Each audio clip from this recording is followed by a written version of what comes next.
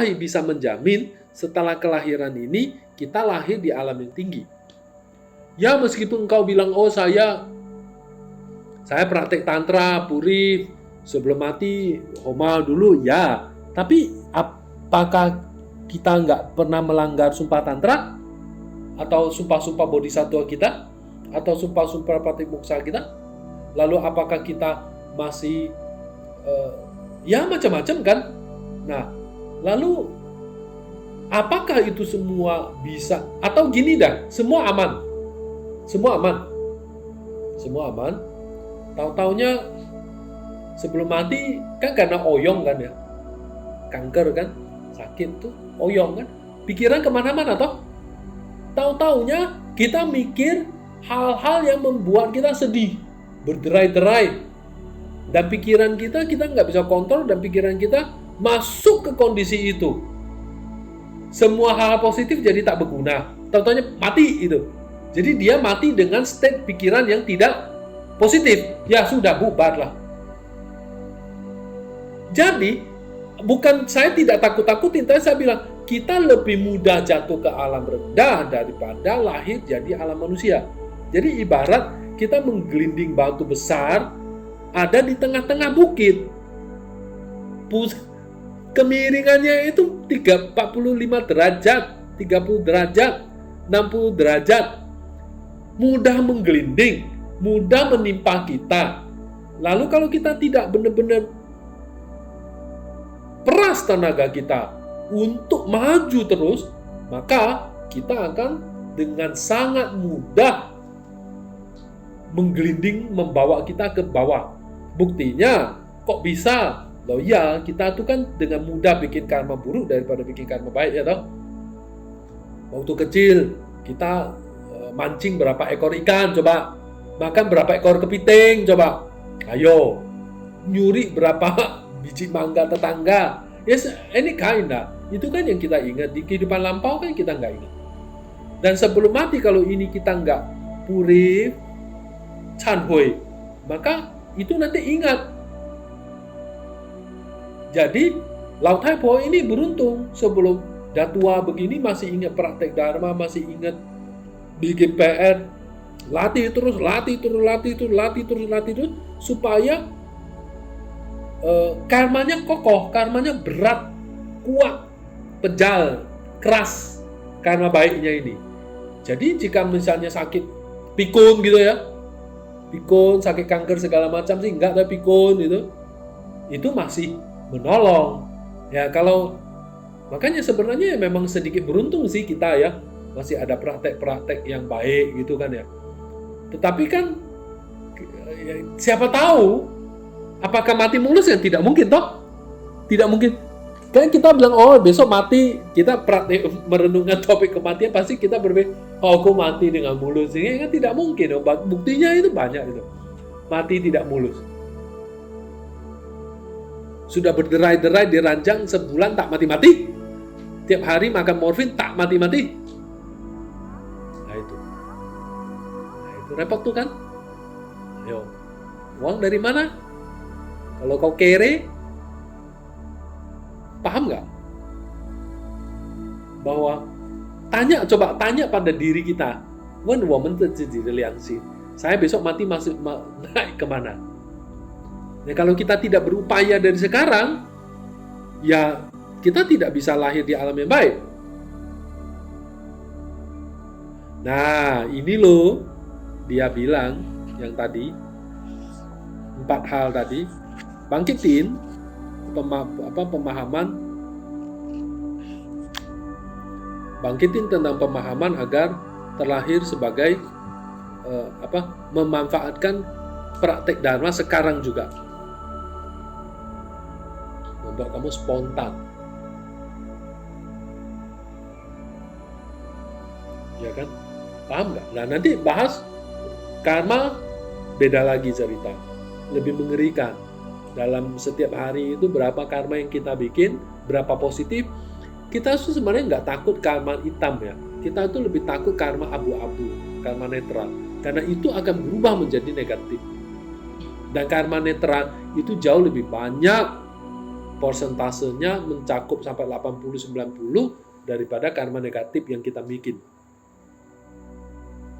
Gitu.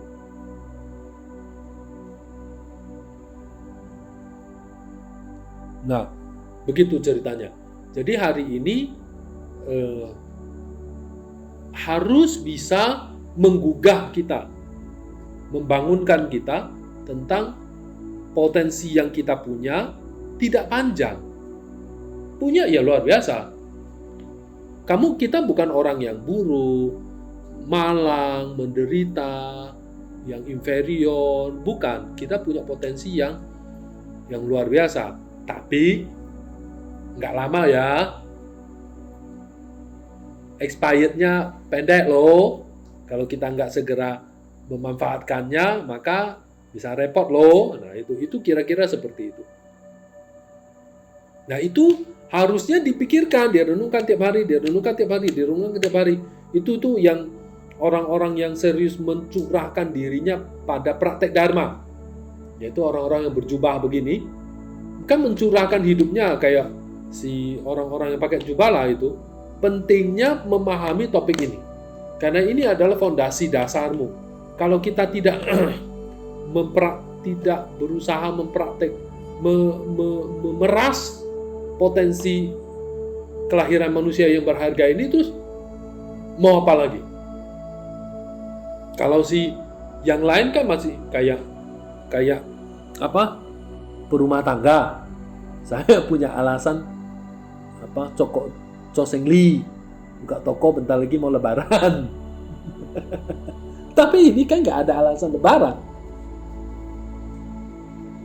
Ya kan? Harus fokus. Nah, fokus dari situ. Ketika kamu bangun, saya terlahir sebagai tubuh manusia yang berharga. Kalau aku tidak manfaatkan sekarang bisa gawat. Nah, itu dipikir. Jadi bagaimana cara prakteknya? Topik ini dipikir. Berhari-hari, berbulan-bulan. Sampai benar-benar muncul pandangan spontan. Nah, topik ini dipikir, direnungkan. Sampai muncul pandangan spontan. Tidak menyia-nyiakannya. Melihat tubuh ini ketika kita duduk di taman misalnya, duduk di kursi melihat tubuh kita, wah ternyata luar biasa ya, ini kayak permata pengabur harapan. Benar, tubuh manusia melebihi permata pengabur harapan. Jika permata pengabur harapan itu digosok-gosok dan kita berdoa pada dia mengabulkan harapan kita. Tetapi dia tidak bisa mengabulkan harapan untuk pembebasan samsara. Tapi tubuh ini melebihi permata pengabur harapan karena dia bisa mengantarkan kita sampai pembebasan samsara. Nah, mungkin kita kalau ngomong-ngomong soal pembebasan samsara kurang dapat sense. Kenapa? Karena kita belum membicarakan topik penderitaan samsara. Besok kalau kita masuk ke topik penderitaan samsara lebih gawat. Karena itu yang membuat kita lihat dan itu yang membuat kita bangun. Misalnya kalian duduk, ini ada air nih. Ini hujan ya.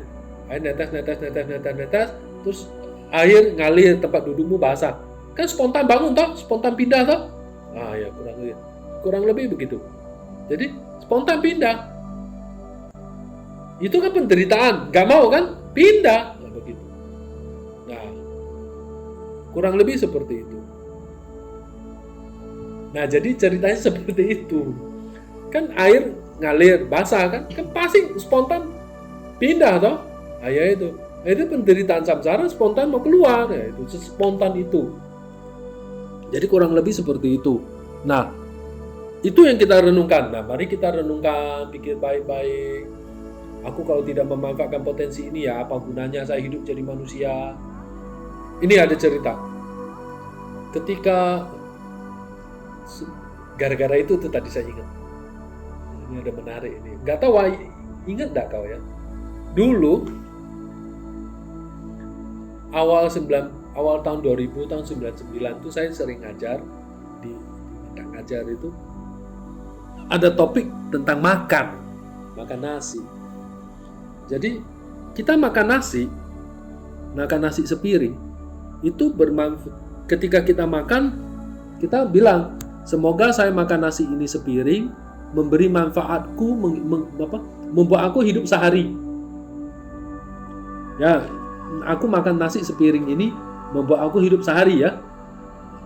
Dengan hidup sehari, saya mampu, dengan bisa hidup sehari ini, saya mampu menggunakan kelahiran tubuhku yang berharga ini membangkitkan bodhicitta atau pembebasan.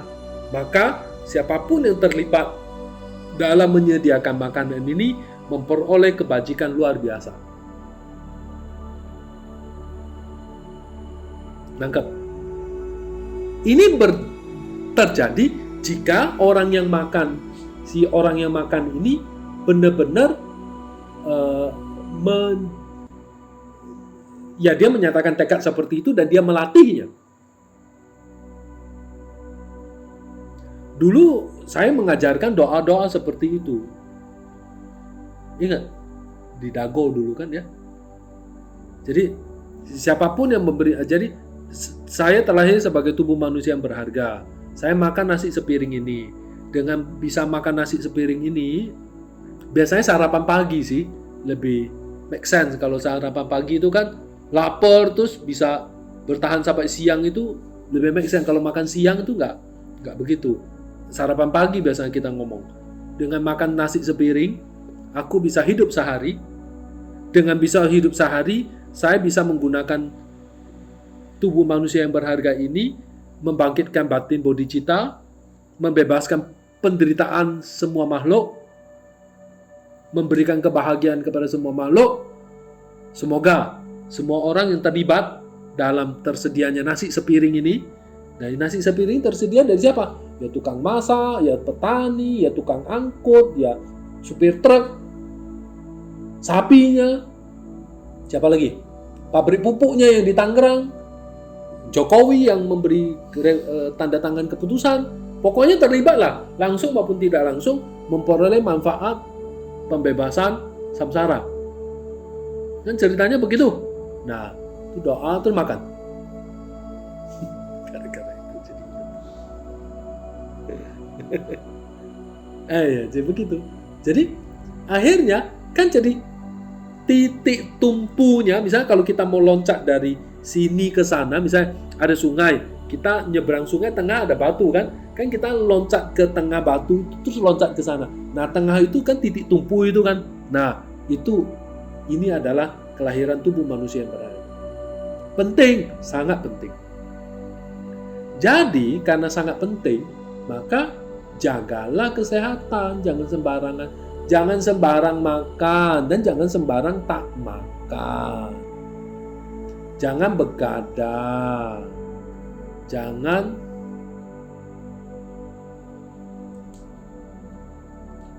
makan kebanyakan.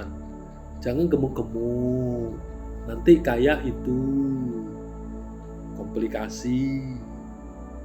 Ya, kalau orangnya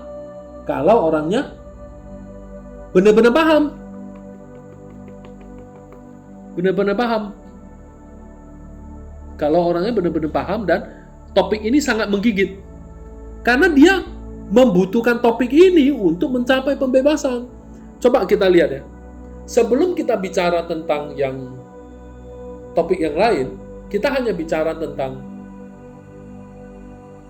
kelahiran manusia ini, dia hanya segini aja.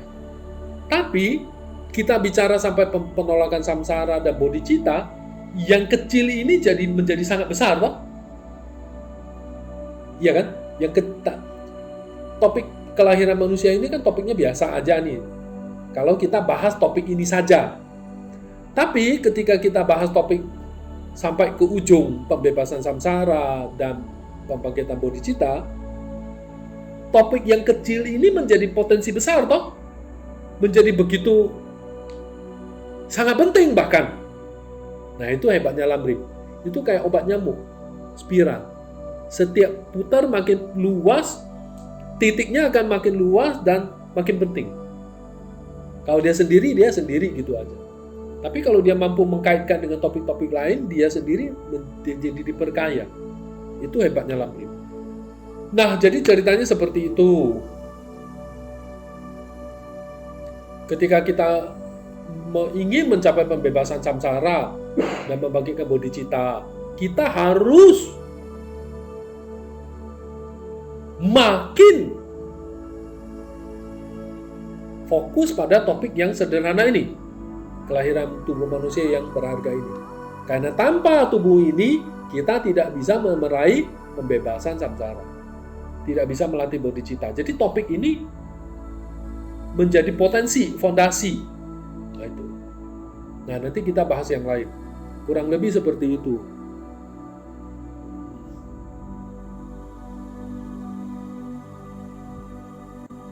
Sulit diperoleh perumpamaannya, kura-kura. Lalu sulit diperoleh perumpamaannya. Dan kita cenderung lebih mudah jatuh di alam rendah. Kita lebih banyak jatuh di alam rendah. Nah, jadi apa esensi yang kita pakai? Pakailah tubuh kelahiranmu untuk mengubah batinmu menjadi sempurna, maka kamu nggak jadi jatuh di alam rendah.